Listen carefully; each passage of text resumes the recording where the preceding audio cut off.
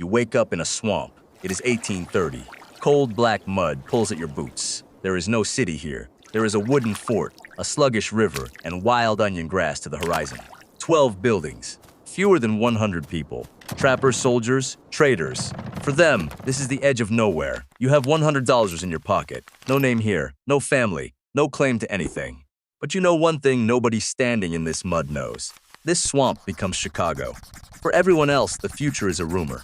For you, the next 60 years are already written. Right now, every acre of this place is nearly worthless. The economist Homer Hoyt later measured it. All the land in Chicago in 1830 was worth about $168,000. Total. Everything. 60 years later, that same ground was worth more than $1 billion. 6,000 times more.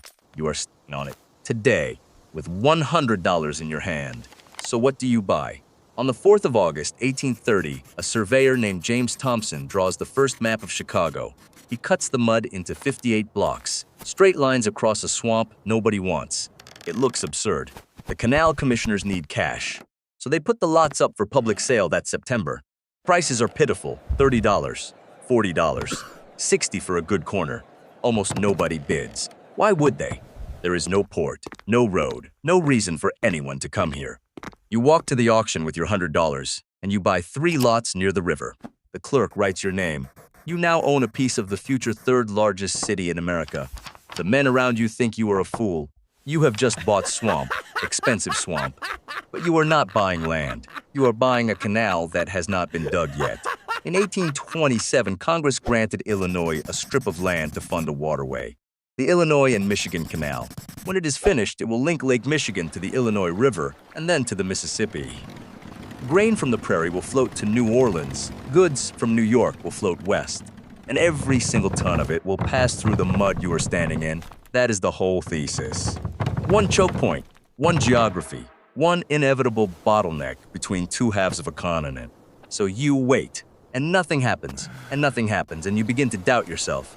In 1832, the Black Hawk War breaks out. Soldiers arrive. So does cholera, and it kills quickly. The town does not grow. It shrinks in fear. Your lots sit under 6 inches of standing water. You could sell now, break even, walk away with your $100 and your dignity intact. But timing is the only edge you actually have. And you know the calendar, so you hold. Then 1833 arrives, and the ground shifts. The Treaty of Chicago is signed with the Potawatomi. Millions of acres open to settlement. The town incorporates. 350 people now live here. Wagons appear on the horizon. Then more wagons. Then a shipyard. Then a hotel. Then a newspaper. By 1835, land in Chicago is not being bought to use. It is being bought to flip. This is the moment your knowledge becomes money, because you know exactly what a mania looks like. A New York investor named Charles Butler pays $100,000 for a parcel of Chicagoland. His brother-in-law, William Butler Ogden, comes west in 1835 to see what he has bought. Ogden walks the property, stands in the mud, and declares the price insane. Nobody would pay that. Then he sells 1/3 of it, in days, for the full $100,000 Butler paid.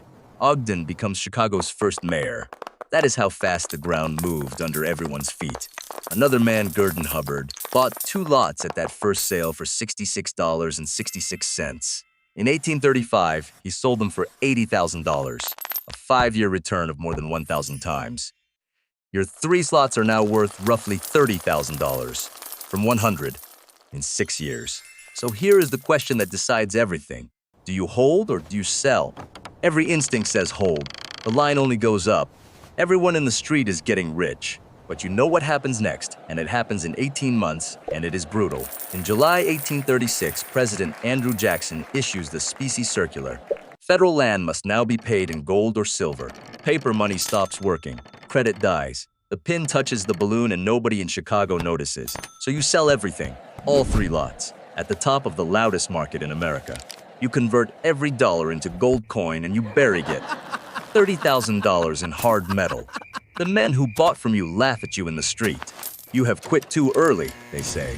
In May 1837, the banks of New York suspend payments. The panic of 1837 begins. Chicago does not correct. Chicago collapses. Buyers vanish overnight. Land has no bid at any price. Hoyt measured the wreckage. About $10 million of Chicago land value in 1836.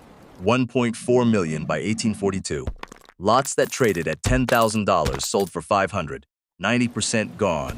Fortunes erased. Ogden himself nearly lost everything. The richest men in town could not pay their grocers, and you were standing there, holding gold. In a city where nobody has any. This is the part most people miss. Wealth is not made by being right about the boom. Wealth is made by having cash on the exact day. Everyone else is forced to sell. So in 1842, you walk the frozen streets with a bag of gold and you buy back in. Your $30,000 purchases what $300,000 could not have bought 6 years earlier. You take the river frontage, the corners, the blocks nearest where the canal will open, because the canal is not canceled. It is delayed, and a delay is not a death. Construction began on the 4th of July, 1836, and it grinds forward through the Depression.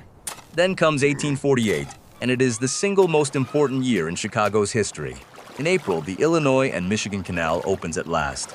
Boats move from the lake to the Mississippi.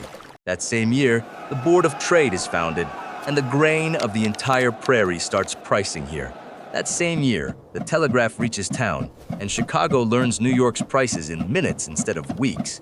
And that same year, a locomotive called the Pioneer pulls the first train out of Chicago. Canal, telegraph, railroad, exchange, all of it in 12 months. On top of your land, the population tells the story better than any number. 4,470 in 1840, nearly 30,000 by 1850, 112,000 by 1860, 299,000 by 1870. Every one of those people needs a place to stand, and you own the places they want to stand on. You do not sell now, you lease. Ground rent turns your land into a machine that pays you forever. Then, in October 1871, the Great Fire burns 3.5 square miles of the city to ash, 18,000 buildings gone. And here is the counterintuitive truth of the whole simulation. Fire destroys buildings. Fire does not destroy land. Your dirt survives the flames untouched. Within 2 years, downtown values are higher than before the fire because the location never burned. By 1890, Chicago holds 1,099,000 people, and its land is worth over $1 billion. Your holdings are worth roughly $8 million in 1890 money. Measure that today, and it is $250 million. From $100, from a swamp, from knowing which mud mattered and which mud did not. But look closely at what actually earned that money. It was not the buying. Almost anyone bought. It was the selling in 1836, when selling felt stupid, and the buying in 1842, when buying felt suicidal. Hubbard made 1,000 times his money and still had to be rescued by friends after the panic. Ogden saw the future clearly and nearly drowned anyway, because he never went to cash. Being early is not enough. Being right is not enough. You must survive the middle. So what does this mean for you today with your actual money and your actual life? You will not get a canal, but you will get choke points. Places everything must pass through. You will get manias, and everyone will tell you the line only goes up forever. And you will get one panic, maybe two, where the only asset that matters is dry powder. The question is not whether you can spot the next Chicago. The question is whether you can hold gold while your neighbors get rich without you. Most people cannot. That is exactly why those returns exist at all. You are standing in a swamp right now. The mud is on your boots. You simply cannot see the city yet.